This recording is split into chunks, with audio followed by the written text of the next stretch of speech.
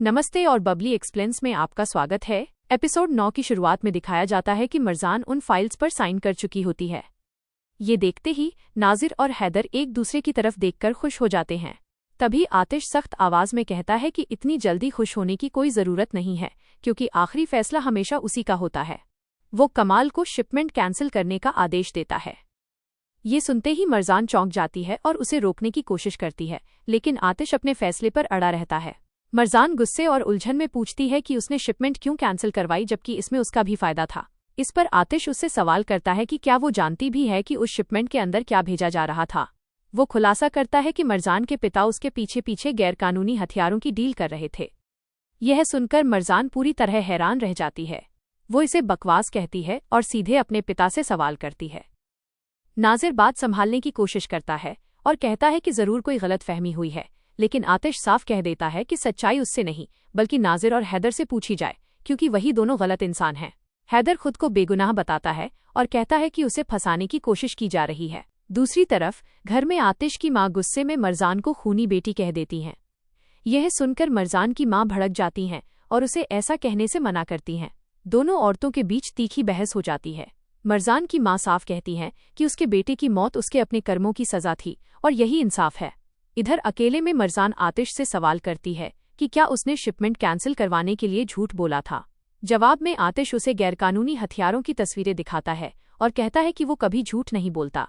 मरजान फिर पूछती है कि अगर साइन उसके थे तो उसे गिरफ्तार क्यों नहीं होने दिया गया। आतिश साफ कर देता है कि वो काम और दुश्मनी को अलग रखता है और अगर मरजान जेल जाती तो उसका नाम भी खराब होता। वो उसे चेतावनी देता है कि आज के बाद घर हो या कंपनी, वो उसकी इजाजत के बिना कुछ नहीं करेगी।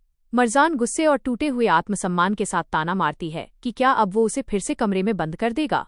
वो कहती है कि उसका गुरूर और स्वाभिमान उससे छीन लिया गया है और ऐसे जीने से तो मर जाना बेहतर है।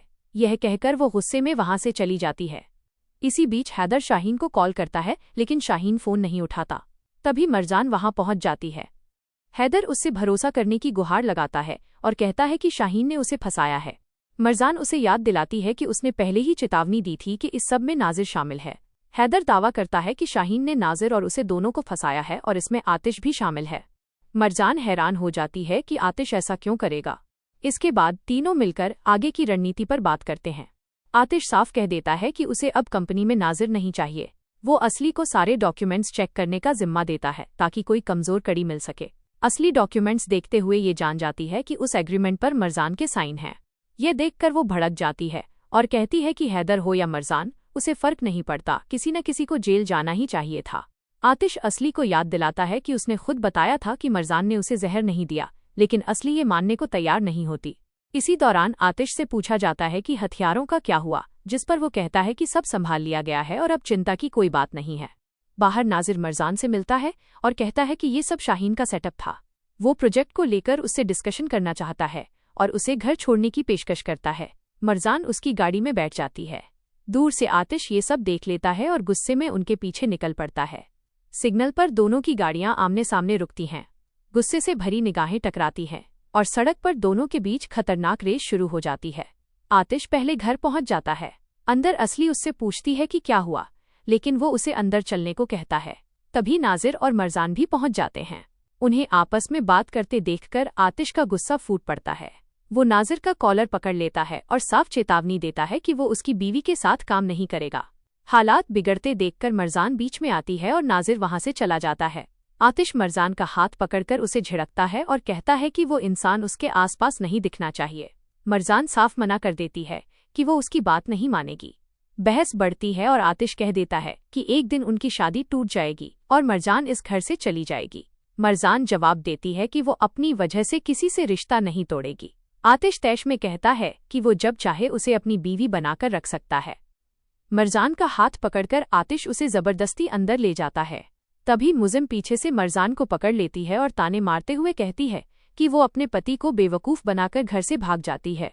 मरजान थकी हुई आवाज में उसे छोड़ देने को कहती है। हालात बिगड़ते देख माल मॉम बीच में आती है और मुजिम से मरजान को छोड़ने के लिए कहती है। उसी वक्त नरमीन भी वहां पहुंच जाती है और गुस्से में पूछती है कि उसकी बेटी के हाथ पर ये चोट कैसे लगी।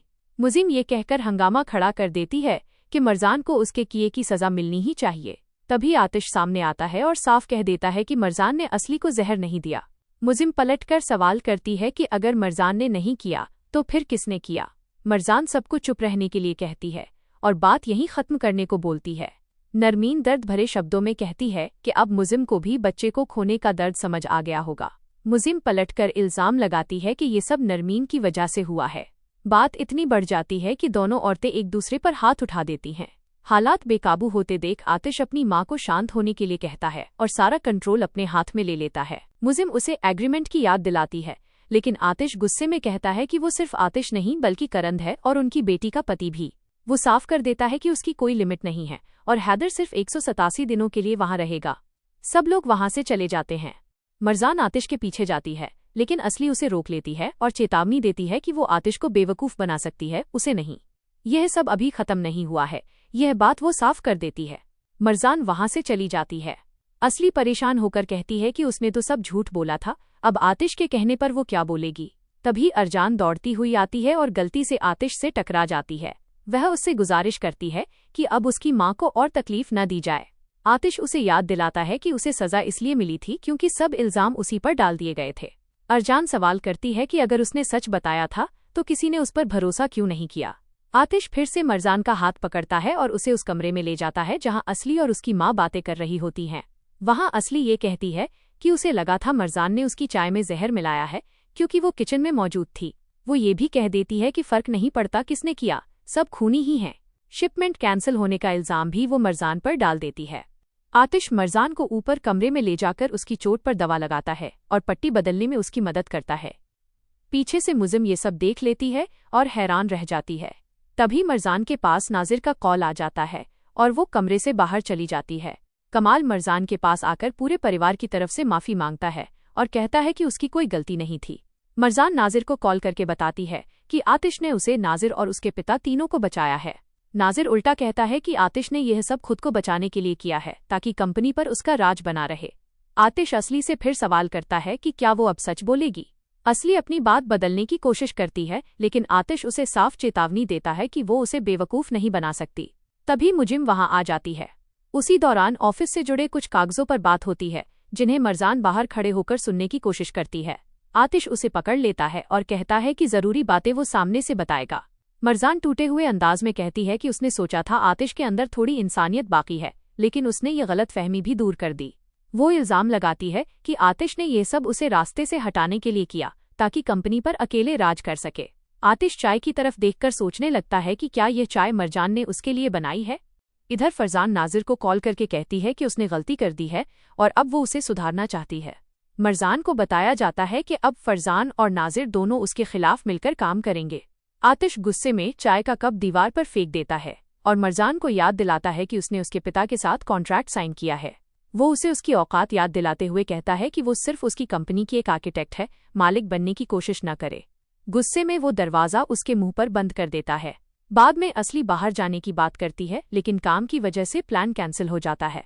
मरजान कॉफी पीने बाहर जाने की बात कहती है, लेकिन आतिश उसे पहले काम खत्म करने को कहता है। नाजिर मरजान को कॉल करता है और दमित के बारे में पूछता है। मरजान उसे शांत रहने को कहती है। मरजान की फाइल गिर जाती है, जिसे उठाने के लिए आतिश आगे आता है। दोनों की निगाहें कुछ पल के लिए आपस में ठहर जाती हैं। इसके बाद काम को लेकर फिर तकरार होती है। रात में नरमीन और हैदर बैठकर बात करते हैं। नरमीन अपनी गलती मानती है और कहती है कि अब वो मुजिम को जीतने नहीं देगी। ऑफिस में काम करते हुए आतिश मरजान को लगातार देखता रहता है। उसी बीच दमित का मैसेज आता है जिस पर मरजान मुस्कुरा देती है। यह देखकर आतिश और भड़क जाता है। तभी नीचे हंगामा मचता है, जहां अरजान अपने भाई की चीजें जलते देख भड़क जाती है। वो आग में खुद फोटो जला देती है और कहती है कि उनके दिल से कोई याद नहीं छीन सकता। मरजान जली हुई फोटो उठाकर मुराद के बर्थडे की बात करती है और रो पड़ती है। आतिश उस फोटो में खुद को देखकर टूट जाता है। पास्ट का सीन दिखाया जाता है, जहां वो और उसकी बहन उस बर्थडे पार्टी में अलग थलग खड़े होते हैं। प्रेजेंट में आतिश उस याद को लेकर रोता है। बाद में मरजान तैयार होकर बाहर आती है और आतिश उसे देखकर हैरान रह जाता है। दोनों साथ जाने का फैसला करते हैं। नरमीन अपनी मां को वो जली हुई फोटो देती है और कहती है कि वो अपने भाई को नहीं भूली है। ऑफिस में आतिश मरजान को अपने केबिन में ही काम करने को मजबूर करता है और उसे ब्लैक कॉफी लाने को कहता है। मरजान पलटकर जवाब देती है। उसी वक्त नाजिर दमित के साथ वहां आता है और मरजान उसे अपनी नई असिस्टेंट बताती है। नाजिर साफ कह देता है कि वो सिर्फ मरजान की वजह से वहां है। आतिश गुस्से में मरजान को अपनी ठंडी कॉफी पकड़ाकर ऑफिस भेज देता है। वो फाइल फिर से चेक करने का बहाना बनाता है, जबकि असल में वो मरजान को देखता रहता है। नाजिर के साथ मीटिंग की बात पर फिर बहस होती है।